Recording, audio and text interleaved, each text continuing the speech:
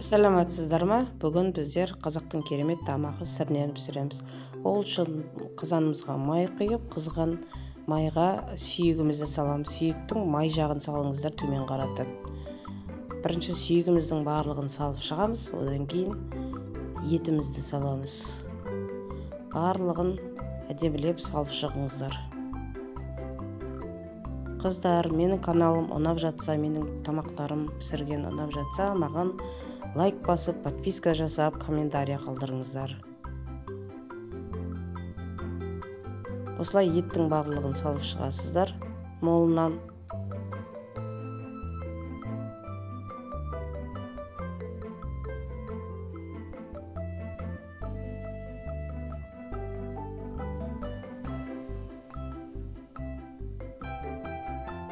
енді тұздап жібереміз. Тұзын кәдімгі жақсы етіп салыңыздар. Өте ащы болып кетпесін, но бірақ өздерің мөлшермен салып шығасыздар. Мен осылай 3 қасық салып шықтым. 4 қасық салған екен.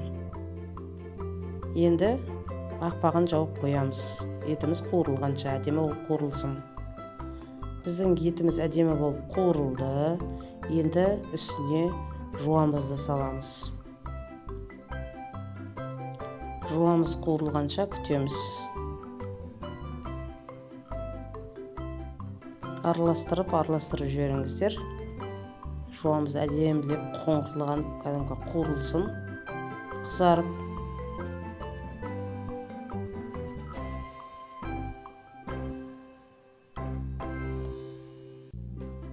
Жақсы етіп араластырыңыздар. Аст үстінен аударып. Мен бұл жерде морковын салып жіберген екенмін, сәбізін, бірақ түсіруге ұмытып кетіппін. Мен сәбізін де салып жібердім. Сәбізі кішкене қуырылған кезде картоплын салдым. Мол қылып картоплын салыңыздар. Осындай өте уақ қылмай, орташа, сорпаға салатындай қылып, үлкен қылып турасаңыздар да болады.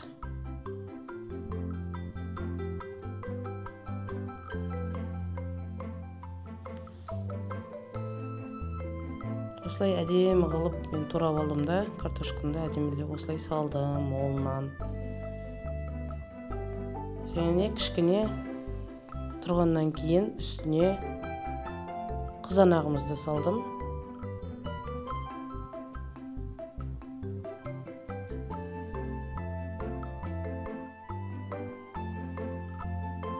Қызанақты керемет дәм береді, сол үшін қызанағымды салдым осылай. 4-5 штук қызанақ салсаңыз болады. Одан кейін болгар бұрышын салдым, әртүрлі светофор деп айтады ғой. Соны салдым. Ол қылып, оны да бір 4-5-еуін алып салдым. 3 цветінен. Енді оның үстіне орам жапырағымды салдым, капустамды. Капустамды үлкен жапырақ қылып салсаңыздар да болады. Мен осындай қылып 4-4 қылып уақ қылып турап алып салдым. Қазір барлық жеріне ауа өтпейтіндей қылып жауып шығам. Әдемілеп жеген кезде де жақсы болу үшін, бөліп отырмау үшін осындай қылып 4-4 қылып алдым. Піскенде де әдемі жұмсақ болып піседі.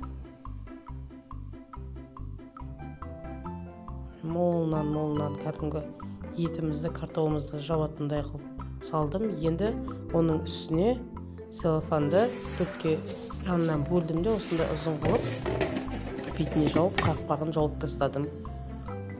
Міне біздің сірнеміз дайын. Осындай қылып үлкен блюдцаларға салып алдық. Как раз менде жолдасым туған күніне қонақ келіп жатыр, соған дайын болды. Міне әп-әдемі сірнеміз дайын болды. Рахмет.